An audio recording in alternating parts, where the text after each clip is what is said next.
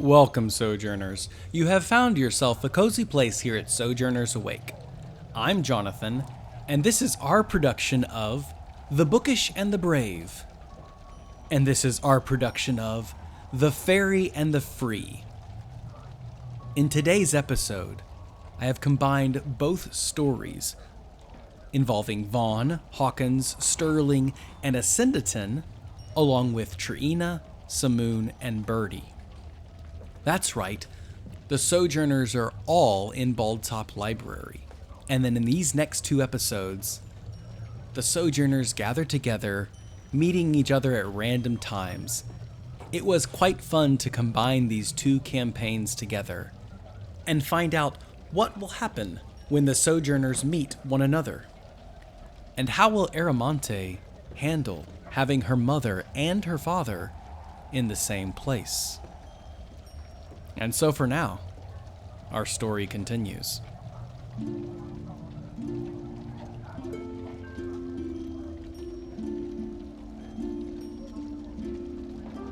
Here in Baldtop Library, the courtyard opens with busy activity. Wardens keep watch, witnesses run errands, pilgrims pay for supplies, and most importantly, access to knowledge and wisdom beyond the guarded citadel of truth. Few know many of the secrets here in these white walls, and none of them know all of them. For the most of the time, the business of education and the study of universal patterns expand throughout time inside this sanctuary in southern Tetherna. In all of the activity, none could guess that a war brooded upon its borders. For hundreds of years, Baldtop has stood strong, even during the northern and southern split, only 90 years ago. A war that cost many lives and settled in separation of a northern kingdom and a southern territory. Still, smiling faces and moments of eureka occur daily in Baldtop, if not hourly. For this place indeed is a spire of learning.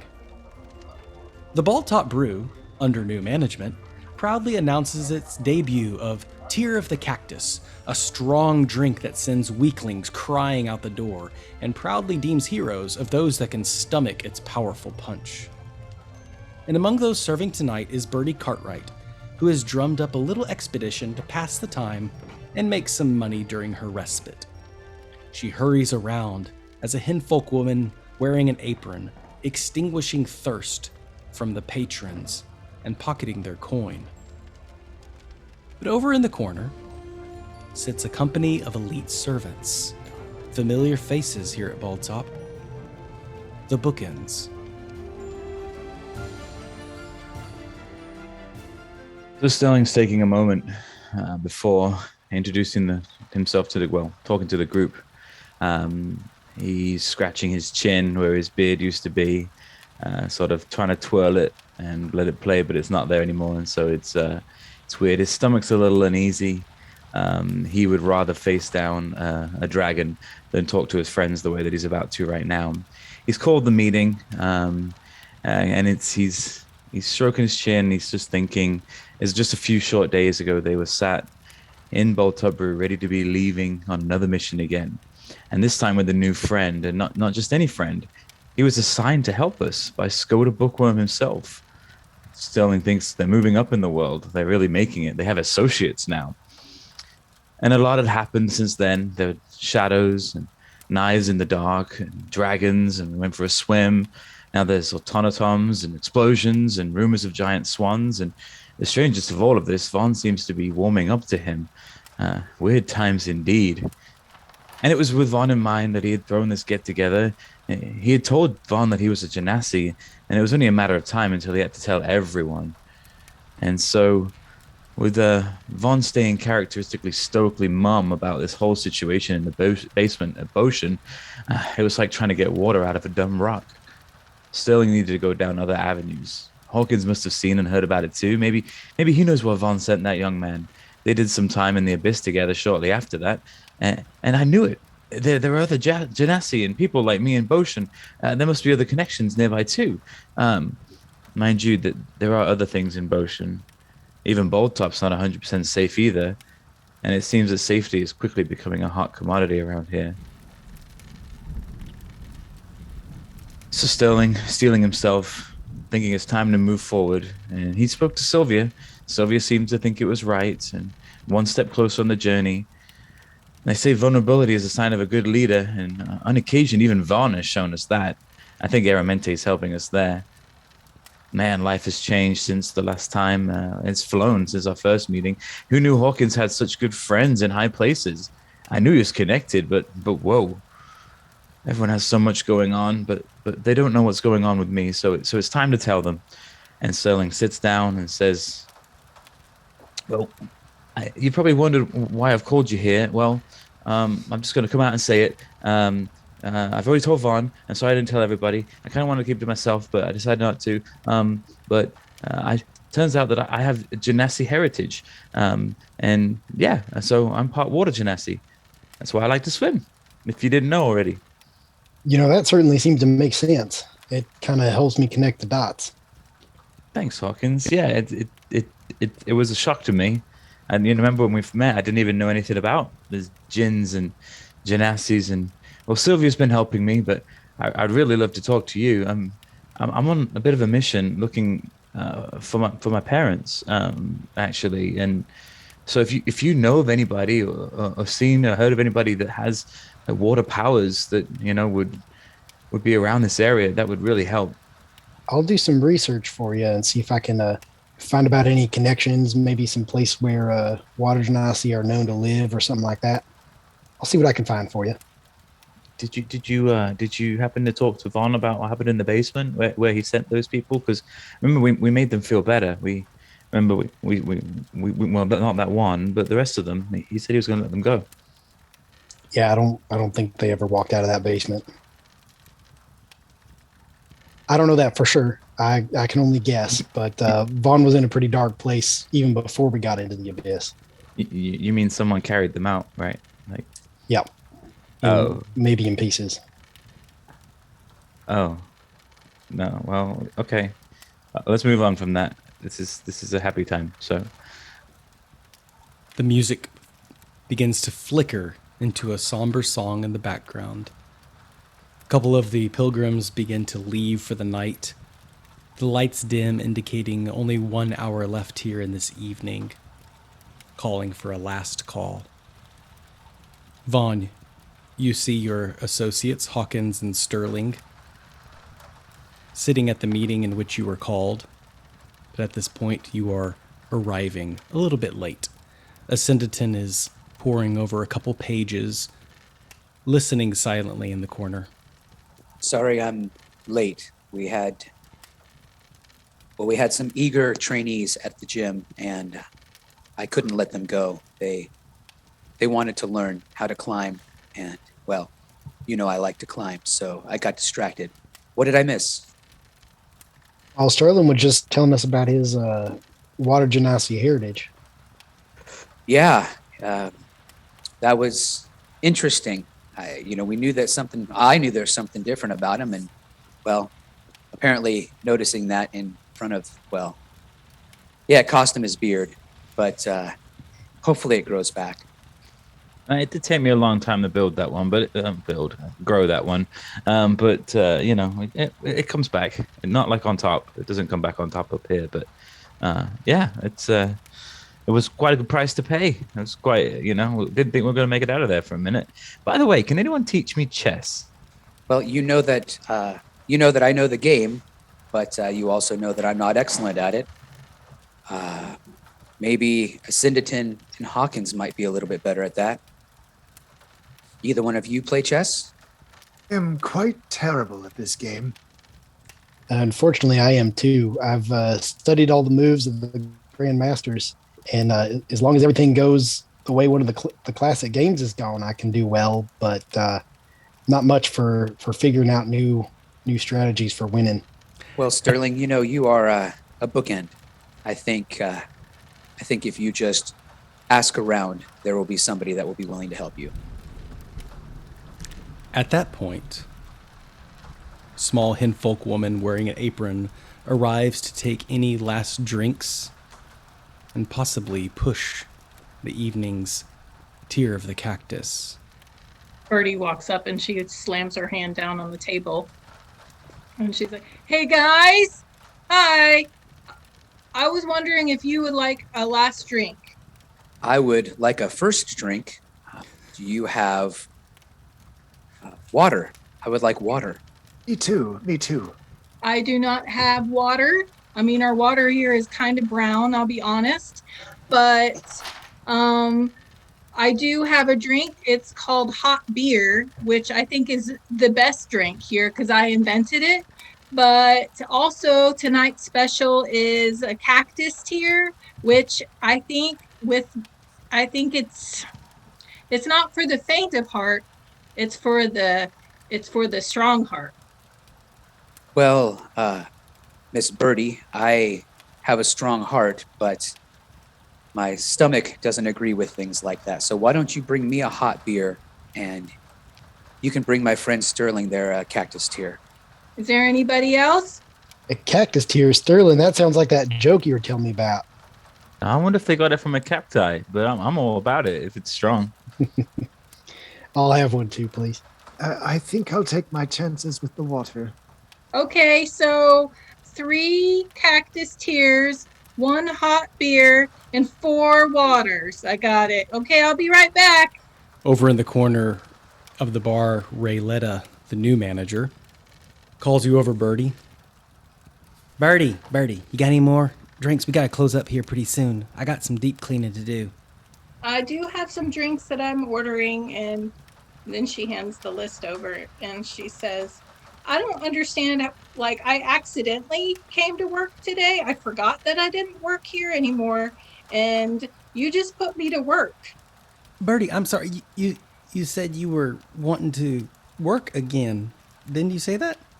No, I think I just showed up and I forgot that I didn't work here anymore. I kind of moved on.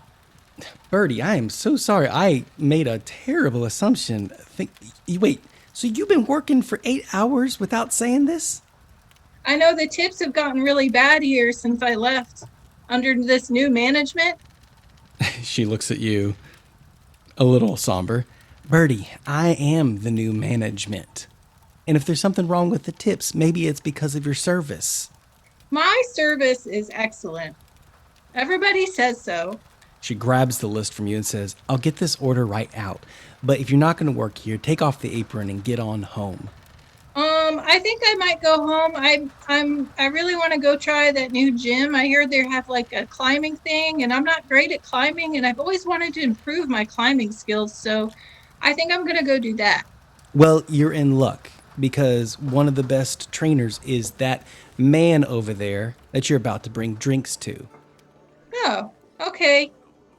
Which one? Which one? Is it the hairy one with the beard? I mean, they're all kind of hairy with beards, right? I'm not sure. Bertie, we need to get you glasses. That's Oh. Vaughn over there. He's wearing the indigo robes. Not the Oh. gnomish fellow, not the older fella, and not the bald-headed fella. Okay, the guy with the robe. Got it. Yeah. Don't say I never did anything for you. Okay, well, thank you. Rayletta ends up bringing the drinks over to the bookends and their associates. Bertie, how do you proceed?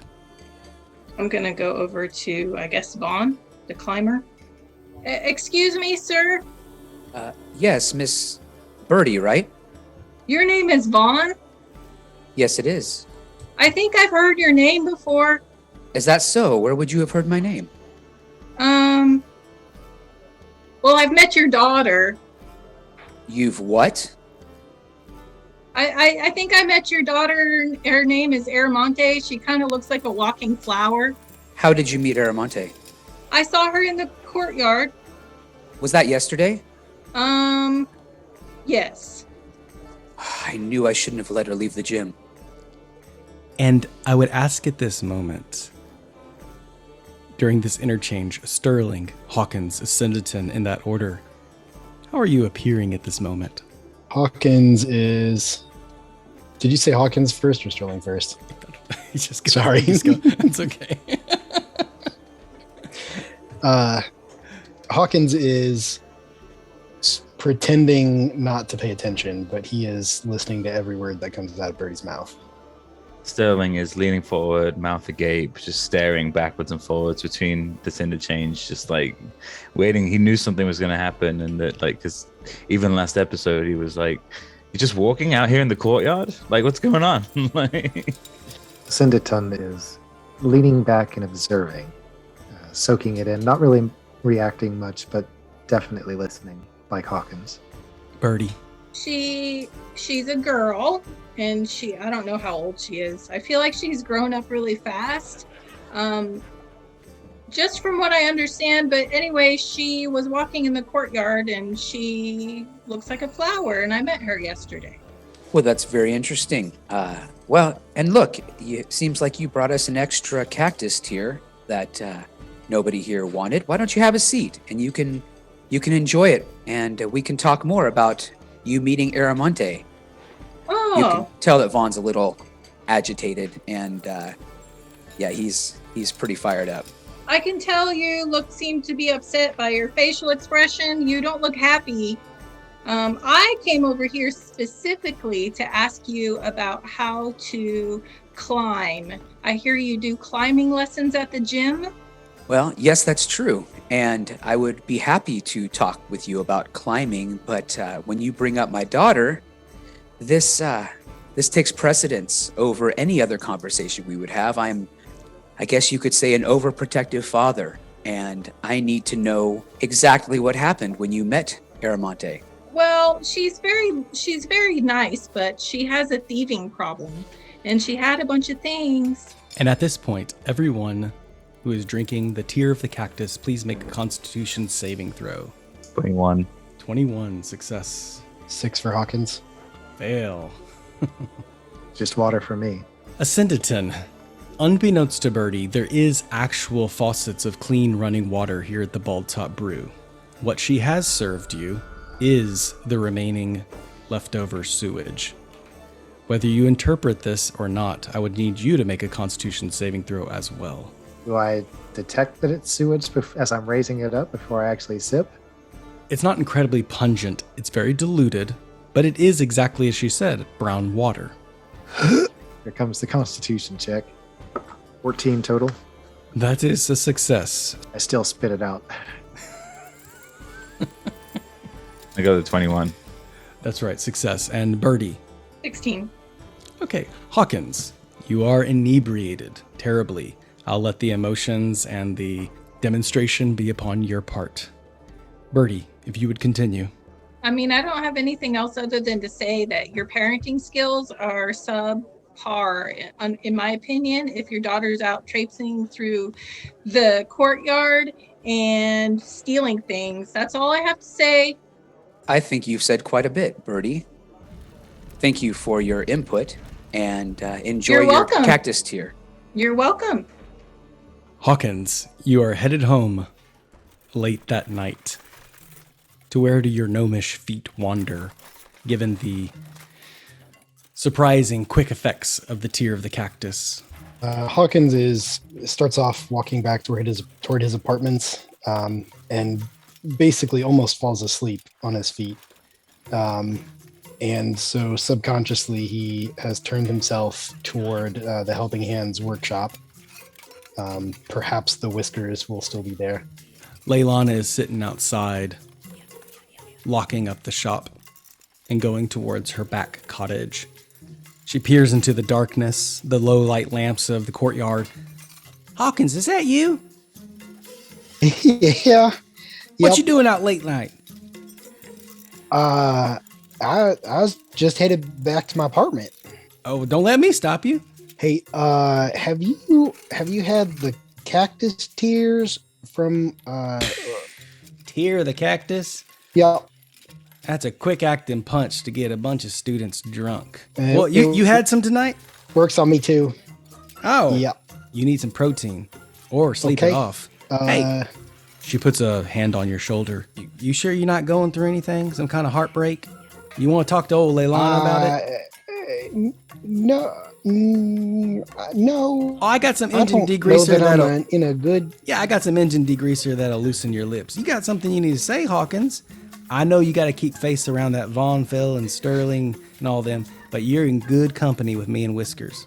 Yeah, but if I have any more engine degreaser or anything like that tonight, I think I'm just I don't know when I'll wake up. She kind of pushes you over to see if you'll fall. Make a dexterity saving throw. 7. 7, you fall flat on your back. Whoo, Hawkins, you are out. Come here. She just grabs you by one of the feet.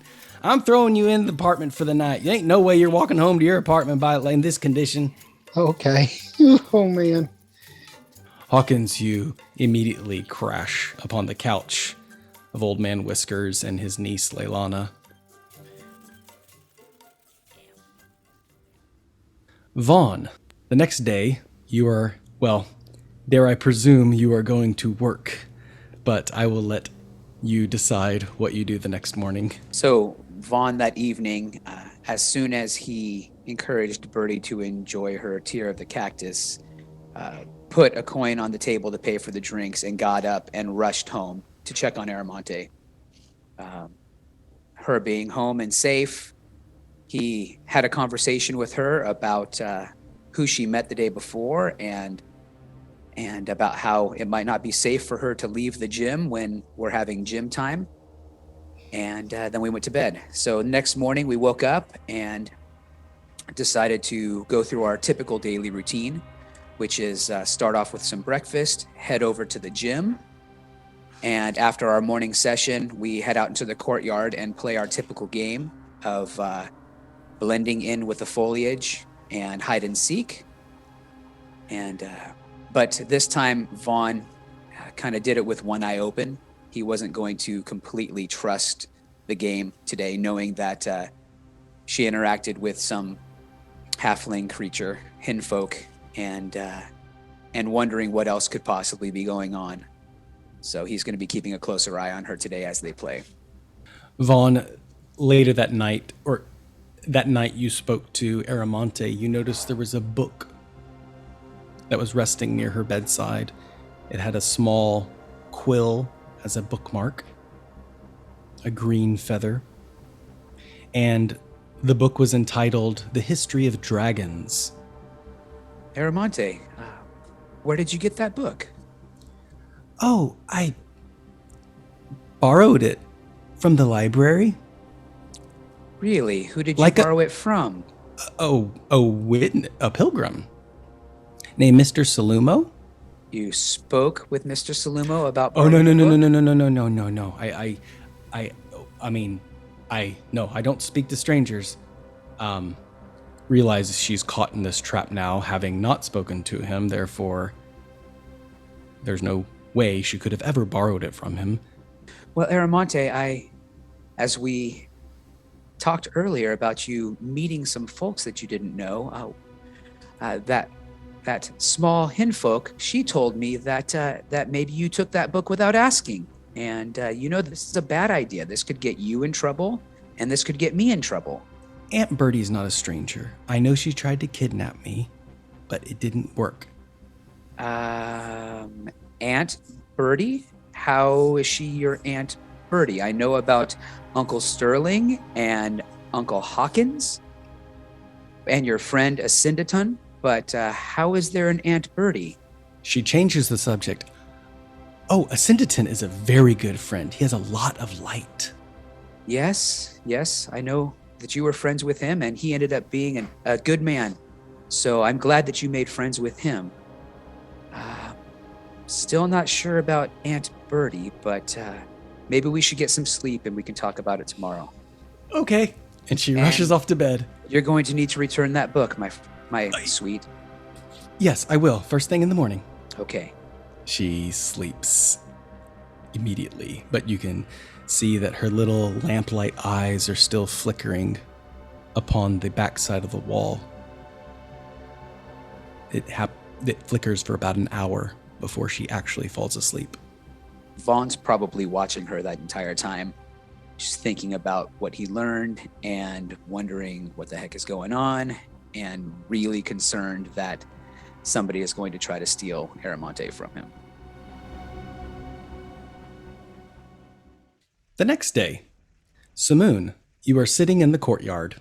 The courtyard is busy with pilgrims accessing books from witnesses, wardens keeping out. At one point in the day, you catch a man arguing and screaming as two wardens and Kalan strip him of his purple robes.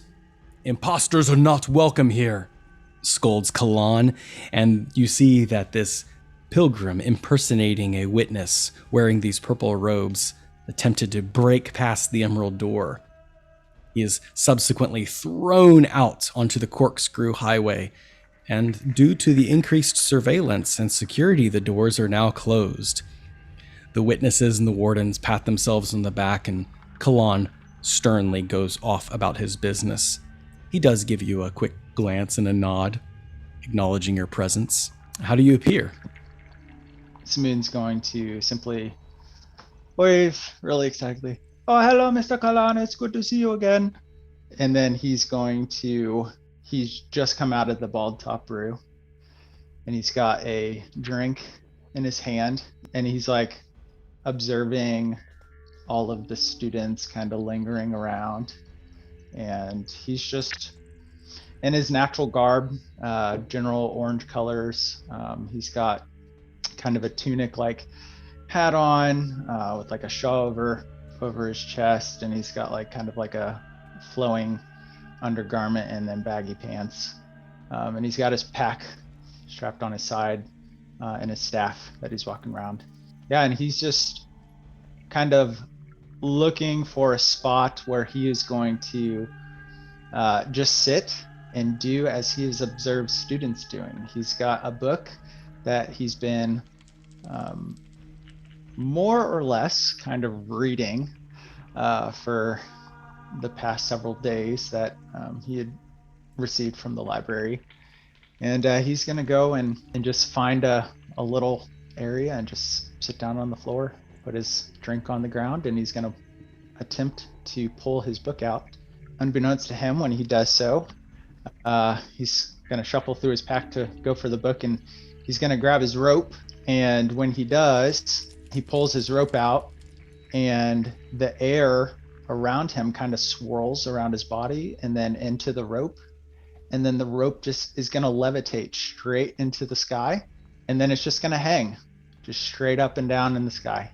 And he's just going to stare at it like mesmerized by what just happened. Sterling, as you are walking the courtyard that day, you notice this fantastic sight. You are subsequently also walking along with Brother Dogoth, the hermit that is subservient to Friar Vaughn. You were talking about a few things. So, it's quite simple. Vaughn is ascending in rank, so you will find that he is more honored among the Cloverblades. So he's really part of two organizations, but the Cloverblades are not quite as notorious as the Bookends. Does that make sense, Sterling? Oh, yeah, I get it. Absolutely. Okay, so he's part of two factions, but he works for the Bookends. He is a Cloverblade. He's leveling up. He's becoming more of a leader in the Cloverblade, huh? Okay. Well, Charthy says he was always a leader. It's in his blood. Okay. Does that disappoint you? No. I just, we're not allowed to talk about his blood. We don't talk about that. So, but yeah, okay. Hey, I'm happy for him. I'm really happy for him. We went on the mission together. In fact, you know what? I kind of helped him get that. I'm not gonna, I don't want to, of course, no, it's all him, he in the end of the day, but, I just want to say I was there, As you say that, the rope begins to ascend, causing quite a spectacle. You notice it at the same time that Brother Dogoth is very interested in your passive comment. So please make a persuasion check to see if you have convinced Brother Dogoth to pry. 19. Oh, indeed you have. However, at that moment, your attention is caught by Samoon's display of magic.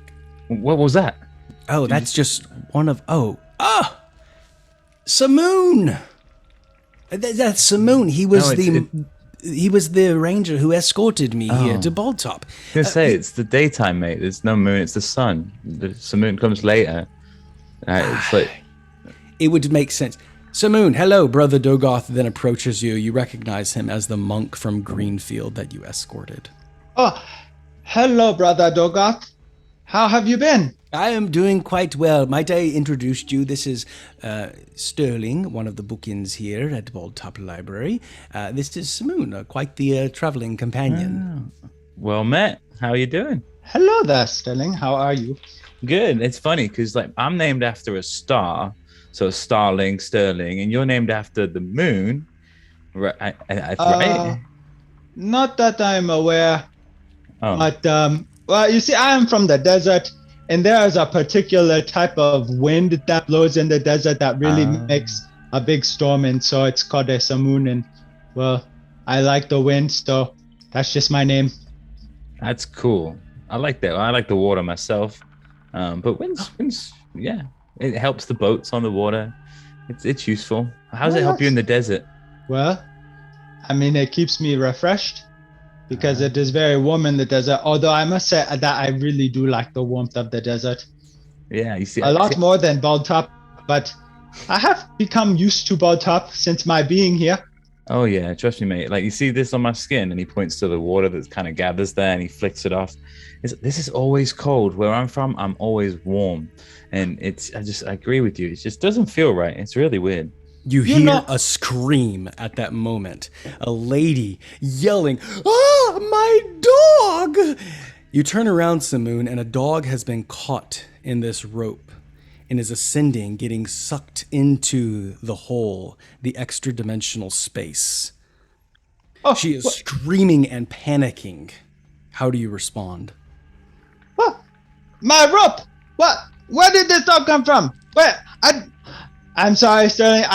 Miss Brother Dogoth, I have no idea what's going on. I just popped my rope out of the bag, and then it just went straight up into the air, and I do not understand. But where is this dog going? And I start like kind of jumping toward the dog. Sterling, how do you respond? He's gonna start grabbing the rope and trying to pull. Okay. Samoon, you actually reach up for the dog. Yeah, it is I'm well going for beyond your. It is well beyond your reach. I'm going to levitate in pursuit. Wonderful, Samoon. The dust begins to kick up from around your feet. It's kind of like an air jump. Yes, and you ascend quickly. You may make a sleight of hand check to grab this small creature. Sterling, you're pulling on the rope. I need you to make a strength check. Athletics check will be great. sufficient. But yeah, that's his strong point. That's 12. I rolled Sterling. a 17. 17, that is sufficient. Samoon, you glide up to the air like a hero in the clouds. You grab this small little dog, if it could be called a dog. You pull it out of the extra-dimensional space, and Sterling, your lack of strength is actually causing the rope to drag you into this space. And suddenly your head begins to go straight through the hole. And what we see now is a headless Sterling caught up in the clouds, this rope dangling down, and your head just disappearing from this plane of existence. The lady is screaming, and she is yelling at you now. So, how dare you cast this kind of magic in the courtyard? Do you not understand what happened? Oh, and she grabs the dog and she attempts to call out to Kalan and have this man arrested. Meanwhile, Sterling is still up there. Brother Dogoth is just about to pass out from the stress. But have this matter. I did not do anything. The rope did this by itself. Thank you very much. And you got your dog back, so you should be very happy. What about this guy? Vaughn, at that moment, you see a headless Sterling floating up in the clouds. Samoon yelling at a woman who is yelling back at him, holding a dog, threatening to call the wardens. Oh, it is quite a scene. Meanwhile, your hermit, Brother Dogoth, is looking on panicked. Vaughn sees Sterling with his head in the clouds, so to speak. Legs just floating. Yeah, so Vaughn is going to sprint towards Sterling, yell at Brother Dogoth as he's going, "What is going on? and then he is going to use Step of the Wind to jump. He can jump 10 feet in the air, and he's going to jump up and grab onto Sterling's legs and try to pull him down to the ground. Athletics check, please. Samoon, make an intimidation check to see if you can shout down this hysterical woman. It's 14 for athletics. If it was in acrobatics, it would be much better. I rolled a straight 3. I'll have you know it stopped on 17, and then it just cocked. Vaughn, you are now hanging from Sterling's hulking frame. He is stuck, and you are hanging on tight. Sterling, get out of there! He cannot hear you. Sterling, you're just caught up in like this sensory deprivation. No time, no space. Brother Dogoth, pull on my feet! Like Interstellar inside Sterling's head. Brother Dogoth does respond to your command and begins to pull down. And with this combined strength, Sterling, you popped out of the extra dimensional space. Samoon, 2 wardens have now arrived, and they seem to be taking the woman with the dog and her story. Asyndeton. Asyndeton, you are quietly minding yourself right outside the House of Lazarus, in which this situation has been escalating while you have been around in your dormitory.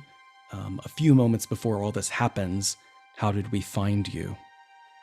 As usual, Asyndeton spends his evenings or his free time outside on the bench just watching people.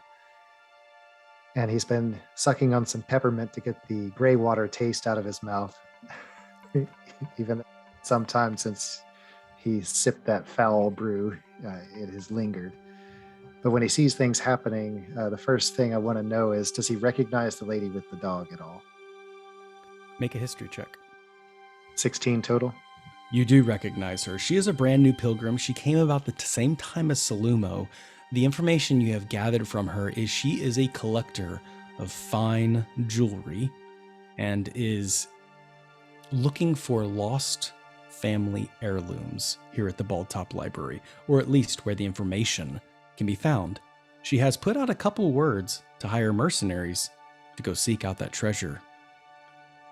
Her name is Cortania. As I see this scene unfolding before me, I was originally caught by the rope ascending on its own and wondering just what was going on. But then as things began to play out in the open area, I've drifted over and gotten closer and closer. And when I see that she is about to get Master Sterling and these, I didn't see any harm in it, and these newcomers, I decide to try and de-escalate the situation. And so I cast Suggestion on Cortana. Okay. And as I approach, I gently say, Madam Cortana, may I have a word, please? Asyndeton, you will never believe. Poor Poopsie was just about taken away into God's know where else, and now this man right here is trying to have me arrested. Spare me from this indecency. I could see how it would be troubling. Would you just step over here for a moment, please? And I gently lead her, I don't know, 10 feet away. She acquiesces. You look absolutely lovely, and your dog is looking quite splendid. He's very healthy. He's so worried, sick. Oh, he was gone for so long. Who knows what otherworldly, maniacal creatures... Does he smell other people's laps when he is feeling distressed? I'm sorry, you have to say that sentence again. Does he smell people when he's distressed? Because he's smelling me quite a lot right now. Oh, yes. His tail is wagging very, very nicely. He doesn't look very distressed to me. Yes. He was a good boy. And I kneel down and I pet him. And as he's licking my face, I'm trying to fend him off, but laughing as he's licking at me. Yeah, Poopsie is not even at all bothered. Actually appreciated the break from Cortana. So as I look up at Cortana, I use Suggestion. And I say, don't you think it would be better if we perhaps go sit on the bench over there and talk about it? Wisdom save? Yes, it's a wisdom save. Well, I'm going to give her advantage since she does know you. She scored a 7. Total of 15 for this DC. Oh, yes, that's exactly what Poopsie and I need. Just a little break from the excitement. I was told that Baldtop was safe and there was no magic being allowed to be used in the courts of... Well, something you need to understand, Madam Cortana, is that Baldtop is home to many, many very intelligent people who like to test boundaries. And, well, you know, you get enough smart people in one place and there's bound to be things that happen. I have heard, however, that a very interesting collection of jewelry has just arrived. Perhaps we could talk about it over here. Oh, that would be wonderful. She seems, for the moment, calm. Meanwhile, Sterling collapses on Vaughn and Brother Dogoth. Brother Dogoth being in the bottom of the dog pile. Samoon, as you are standing up for yourself, wagging your finger, Asyndeton moves away, Cortana, and both of the wardens look at you like, I mean, you got any other problems? It seems like everything's okay. I mean, you all right, Samoon? Well, yes, I guess so. So long as I can have my rope back. Yeah, it looks like it's coming down. Oh, good. I could put it back in my bag. But perhaps maybe somebody else should do that because, well, some weird things just happen. So I want to be precautious. At this point, Sterling's running up back on, like jumping on his back. That was so cool what you did with the wind. Yeah, you can do really cool things with the wind, huh? Is that like a certain thing from the desert? Yeah, this is what I can do. And he pulls out his water satchel and like pulls a little bit up and starts playing with it and then throws it. And it in Asyndeton's direction. What do you throw? The water, skin, because I've been juggling the water, showing him that I can do stuff with water. He can do stuff with the wind, but it slips in his excitement and it heads towards Asyndeton. All right. Kind of clatters down at your feet, Asyndeton, the water skin of Sterling, right as you've left Cortana, rejoining the situation between Samoon, Sterling, and Vaughn on the ground. I pick up the water skin and dribble a little bit out to see if it's clear. Yes, it is. I chug it. Anything special about this water, Sterling? Nope, regular water. At that moment, Hawkins, you awake very late in the morning. Oh, whoa, where am I? Hello? Leilana's whistling a tune loudly as she blasts some fire upon metal, the screeching and the sparks occurring in the workshop. Leilana, is that you in there making all that racket? It ain't racket if you're working. What are you doing working so early? Early? It's about lunchtime, Hawkins. You slept in. Oh, man. Hawkins will roll out of bed and head into the workshop. As you head into the workshop, you see a collection of a few people in the courtyard outside the window. Vaughn, at this point, what does Hawkins see? So Vaughn gets off Brother Dogoth and picks him up, dusts him off. I'm quite all right. Well, thank you for pulling us down. I have no idea what Sterling was doing up there. I can only imagine. He's always looking for new adventures, but he seems to be okay as well. Thank you for your help. I apologize. I did not act sooner. Oh, it's fine. Keeping up with Sterling and his antics is difficult. Hey, you took my beard off, but that thing almost took my whole head, mate. I don't know if you saw it. I'd seen things up there. What did you see? Oh, it was like being underwater. It just went on for days and days and days. It was nice actually for a second. Well, next time, instead of climbing a stranger's rope, why don't you just stick your head underwater? I'm in the rope, mate. It climbed me. Actually, that sounds like a good idea. Actually, you're right, mate. Yeah, I'll stick my head underwater. But okay. Part of me has to say that I was quite curious as to where the rope was leading, because you see, I came out here and I touched it, and then it went up. So it's good to know that you're not dead. Vaughn, if you would make a history check with disadvantage, Hawkins, when you see Vaughn talking to Samoon, you instantly recognize Samoon as the perpetrator. That your mechanical owl or falcon, whatever it was, saw Samoon as the one who broke into your apartment. Vaughn, what did you score? Disadvantage with 13. Okay, he looks familiar, but you can't quite place it, but it's that gnawing question on the tip of your tongue, or the tip of your brain. Vaughn, this is Samoon. I just met him. So he's not like from the moon. He's named after wind in the desert. And I don't know if you saw him, but like the rope went up and he started going up. Like he was, that was insane. Well, I would like to know why your rope went up and how you have no control over your magic. I mean, I don't do magic, but the people I know that do magic, they seem to know what they're doing. You look slightly familiar. Have I met you? Well, I do not know who you are, but I guess if I do magic, it's not I mean, I always attribute my actions to the wind, because you see, the wind and we kind of have this connection together. And well, I mean, I did not mean to make the rope go up into the sky, but I mean, I must be honest, I am learning new things about myself each and every day. So perhaps that was just a new development. Okay, well, Samoon, it is. Maybe you should be working on your air stuff, not in the public square, because this. Oh no, could I cause did some not mean to work on my abilities in the place. You see, I had gotten this drink at the Balltop Brew, and I've been noticing that a lot of the people that tend to study around here like to sit outside on nice days and do study things. Samoon. Yeah. You and Sterling seem like you might have a really nice conversation, but yeah, is that a cactus, mate? Are you I'm drinking not a cactus? actually. Well, Yeah. you know about the cactus? I know. Yeah, I had one last night, mate. It was great. I had a good time. I even What do you cried a mean little you bit. had a cactus?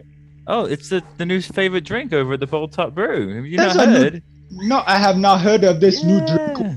No, I just told a joke one time at the Balltop Brew. The cactus. That was you? What was me?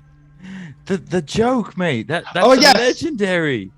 They've used it in songs. They've Malil himself smiled that day. Oh yes, I have met Mela. He and I are friends. You see, we actually just did At this point, Vaughn walks away.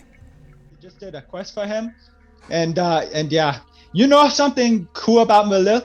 He said, and Samoon just kind of leans in, that if you invent something that no one else has ever done before, and then you find out how to be immortal, you can become a god. Did you know Malil said that? I thought it was fascinating. Whoa. Amazing. It like. What's blew your my plan, mind. mate? I mean, I'm not going to take it, but what's your plan? Well, I do not know what my plan is, but I already have one follower. Wow. I've got one too. Actually, his name's Asyndeton. I don't know if you ever meet him. Oh, he's just over there. He's been assigned to me. Yeah. Well, us really, but you know. Wait, what do you mean assigned to you? Oh well, you see the big dragon guy, the Skoda bookworm. He said that he's got to come with us. We do things around here. We're bookends. You know, kind of a big deal. Yeah. You're a bookend? Yeah. Fuck. You know, been one for a I've little heard while. about you guys. You guys Yeah. are like the warriors around here, Yeah, and you do survive cool stuff. things for the library.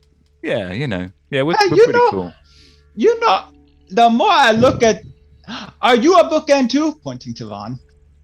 Vaughn, at this point, you turn around and see that he has walked away. Oh, well, is he a bookend too?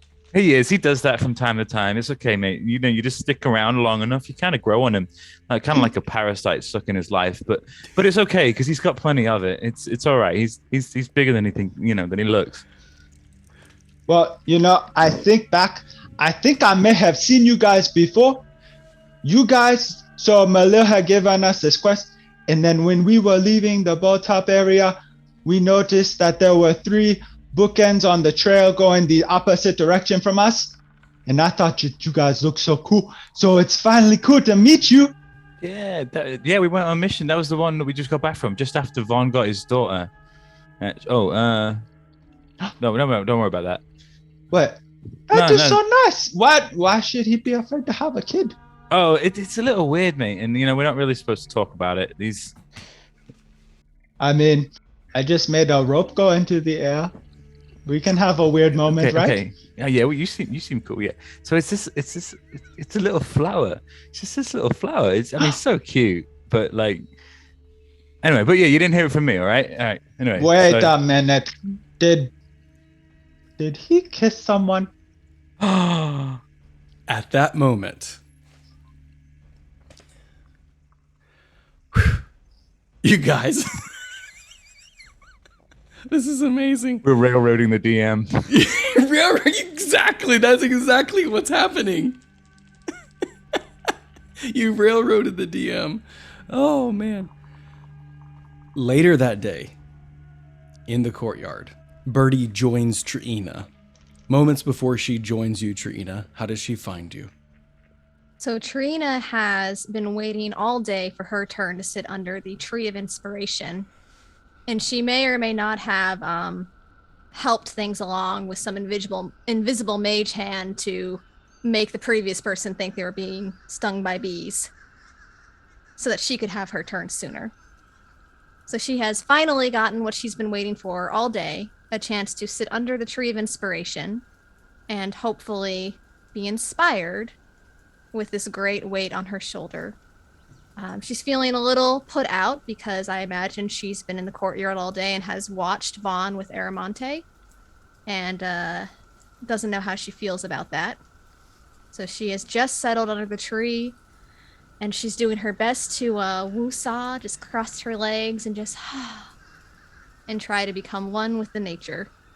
At that point, Bertie, you approach. Hi, Tryina. Oh, hi, Bertie. How are you? Good. You know what? I met your boyfriend, and he's kind of ugly. What, the Prince of Autumn? Oh, no, not that one. Vaughn, your baby Seaguard? daddy. Oh. Yeah. Wait, what? Oh. I had a drink with him last night, and he looks kind of mad. Well, I bet you he always looks mad, though. I don't know. He looks like a guy who's mad. That sounds like what I remember. I think I need to go talk to him because I've learned to manage my anger better. You know, you really have. Yeah, you definitely should go tell him how to manage his anger. Yeah, I think that would go over really well. Well, I'm going to go to the gym. Do you want to go to the gym? I think he's going to teach me how to climb things. Oh, no, I that is okay. I do not need to go with you. Okay. But hey, if you see Aramonte in there, would you send her out? Yes. But don't tell her or him that I'm out here. He doesn't know what I look like anymore, and I hope that it stays that way. Well, I mean, you know me. I'm not great at secrets. If I say things that I shouldn't, that's not really my fault. So. Oh no. What have I done? But I'm going to go to the gym. Honestly, you know what? I think you should just go find him. I'll protect you. It's not like, I'm pretty sure I can take him on. I'm not concerned about my physical well-being. Oh. It's just, I think he got attached to Aramonte, and I don't know how to tell him that I'm taking her back to the Feywild. Are you sure you're going to do that? I'm absolutely sure, she says, while looking not sure at all. You don't look sure, and you had a conversation with her yesterday, and you were kind of wish-washy, and she seemed like she didn't really want to go because she was happy here stealing things in the courtyard. I know, but it's the best place for us. I was hoping I'd sit under this tree, and it would give me inspiration, and so far, I don't know what to do. Are you inspired? No, but I don't think I was here very long before you showed up. Well, then that tree kind of sucks then. Hey, listen. This man walks up angry. You cast a spell on me to get me away from this tree. This man looks irate and mad, pointing a finger at you. There's an older Excuse me? You can't prove anything. And he points to another woman, older woman, and says, Romula, look, she's the one. She kicked me out early. I was here to get inspiration, and she's stealing it from me. How dare you? I would never do such a thing like that. It was my turn. You got up and left on your own. He punches the tree in his anger. And at that point, 2 of the branches extend and drop 2 boggarts, these fey creatures that are like little balls of fur with hands and really sharp teeth, and they open up their mouths with razor sharp teeth and begin chomping everywhere. They go to attack the young man and the older woman, Romula. They bite down on to each of their necks.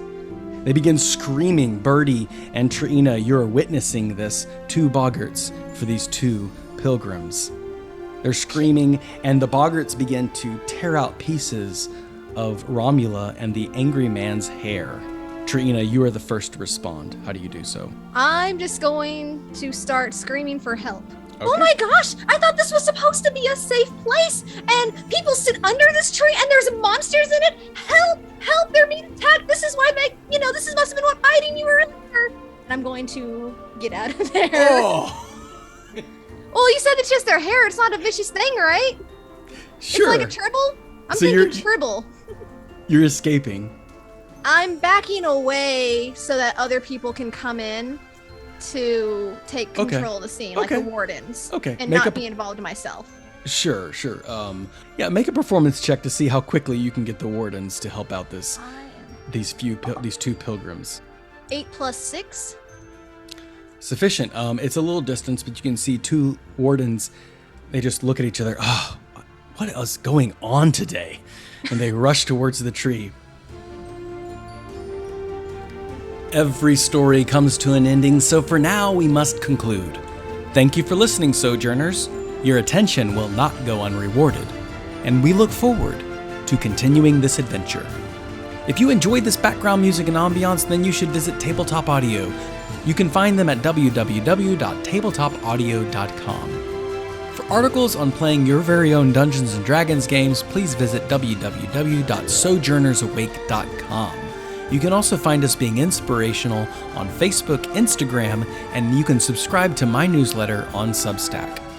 However you choose to sojourn with us, as always, may your story continue.